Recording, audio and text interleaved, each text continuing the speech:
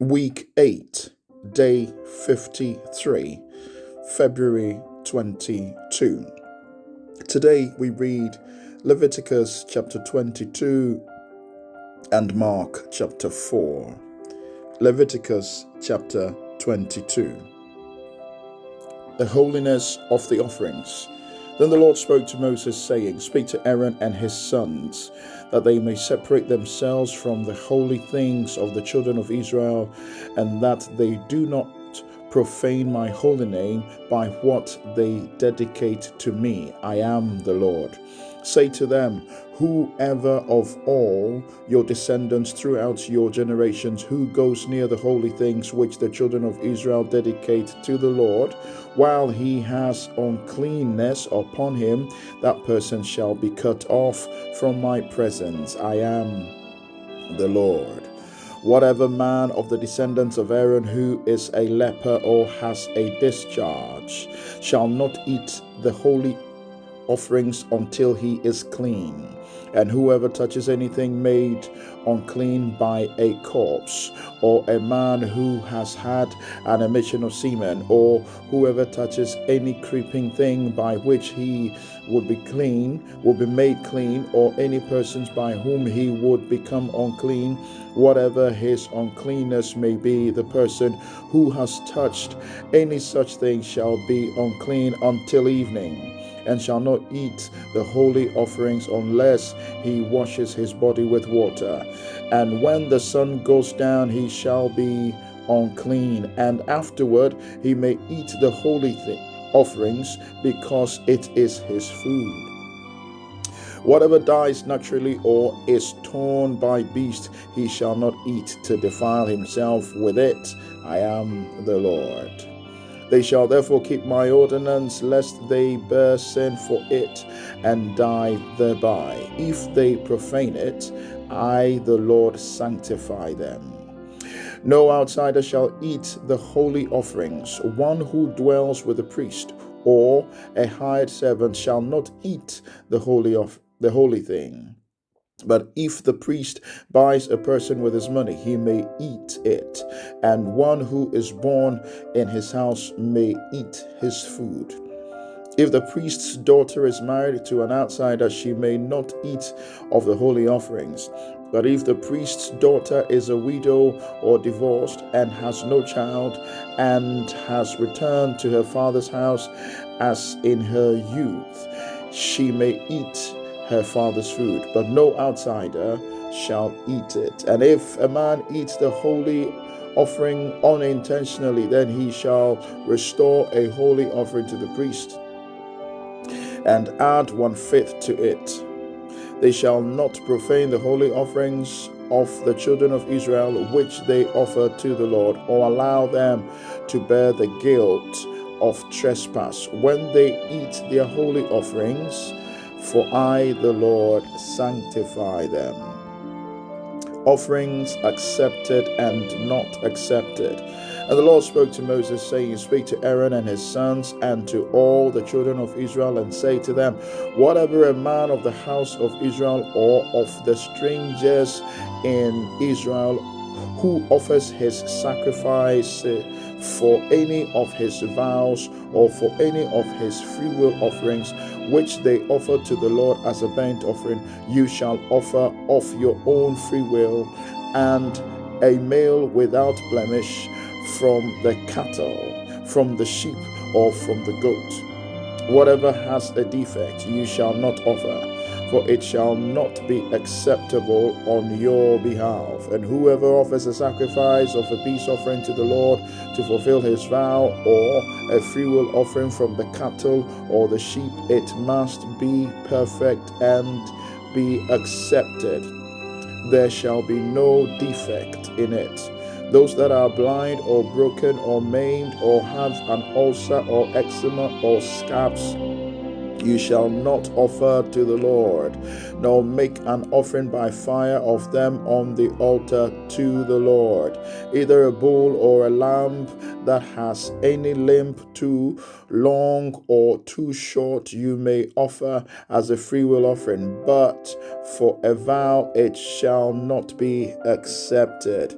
You shall not offer to the Lord what is bruised or crushed, or torn or cut, nor shall you make any offering of them in your land, nor from a foreigner hand shall you offer any of these as the bread of your God, because their corruption is in them, and defects are in them. They shall not be accepted on your behalf. And the Lord spoke to Moses, saying, when a bull or a sheep or a goat is born, it shall be 7 days with its mother, and from the 8th day and thereafter it shall be accepted as an offering made by fire to the Lord. Whether it is a cow or ewe, do not kill both her and her young on the same day. And when you offer a sacrifice of thanksgiving to the Lord, offer it of your own free will. On the same day it shall be eaten. You shall leave none of it until morning. I am the Lord. Therefore you shall keep my commandments and perform them. I am the Lord. You shall not profane my holy name, but I will be hallowed among the children of Israel. I am the Lord who sanctifies you, who brought you out of the land of Egypt to be your God. I am the Lord. Mark chapter 4, the parable of the sower. And again he began to teach by the sea, and a great multitude was gathered to him, so that he got into a boat and sat in it on the sea. And the whole multitude was on the land facing the sea.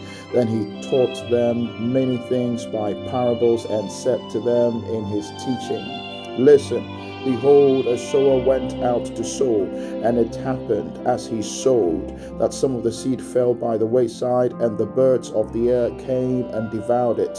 Some fell on stony ground when it did not have much earth, and immediately it sprang up because it had no depth of earth. But when the sun was up, it was scorched, and because it had no root, it withered away. And some seed fell among thorns, and the thorns grew up and choked it, and it yielded no crop.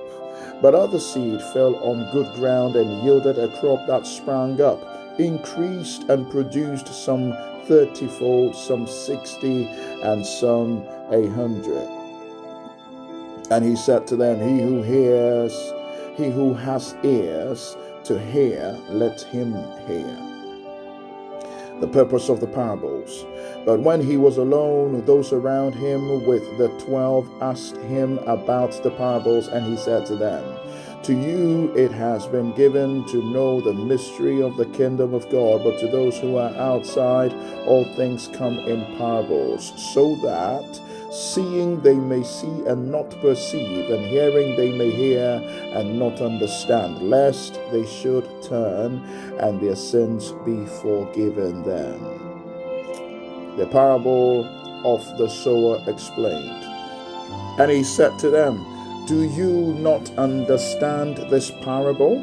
How then will you understand all the parables? The sower sows the word, and these are the ones by the wayside where the word is sown.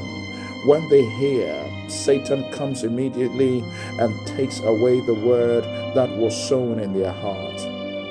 These likewise are the ones sown on stony ground, who, when they hear the word, immediately receive it with gladness, and they have no root in themselves, and so endure only for a time.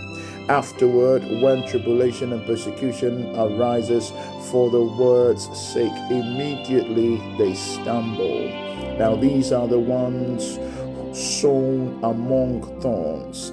They are the ones who hear the word and the cares of this world, the deceitfulness of riches, and the desire for other things entering in, choke the word, and it becomes unfruitful. But these are the ones sown on good ground, those who hear the word, accept it, and bear fruit, some 30-fold, some 60, and some 100. Light under a basket. Also he said to them, is a lamp brought to be put under a basket or under a bed? Is it not to be set on a lampstand?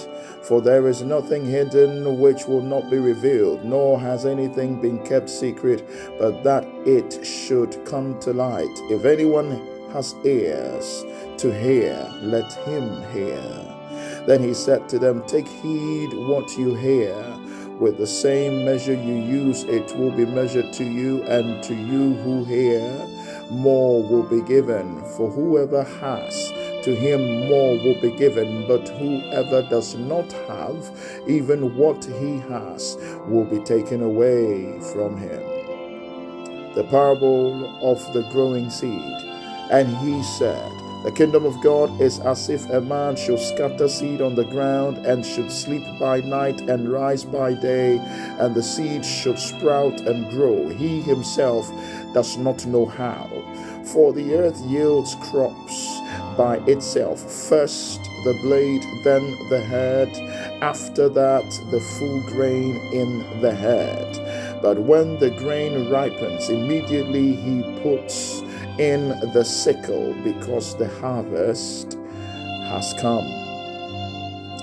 The parable of the mustard seed. Then he said, to what shall we liken the kingdom of God? Or with what parable shall we picture it? It is like a mustard seed, which when it is sown on the ground is smaller than all the seeds of the earth. But when it is sown, it grows up and becomes greater than all herbs, and shoots out large branches, so that the birds of the air may nest under its blade. Jesus' use of parables. And with many such parables he spoke the word to them as they were able to hear it. But without a parable he did not speak to them. And when they were alone, he explained all things to his disciples. Wind and wave obey Jesus. On the same day, when evening had come, he said to them, let us cross over to the other side. Now when they had left the multitude, they took him along in the boat as he was, and other little boats were also with him. And a great windstorm arose, and the waves beat into the boat, so that it was already filling. But he was in the stern, asleep on a pillow. And they awoke him and said to him, Teacher, do you not care that we are perishing? Then he arose and rebuked the wind and said to the sea, Peace, be still. And the wind ceased, and there was a great calm. But he said to them, Why are you so fearful? How is it that you have no faith? And they feared exceedingly, and said to one another, Who can this be, that even the wind and the sea obey him? End of today's reading.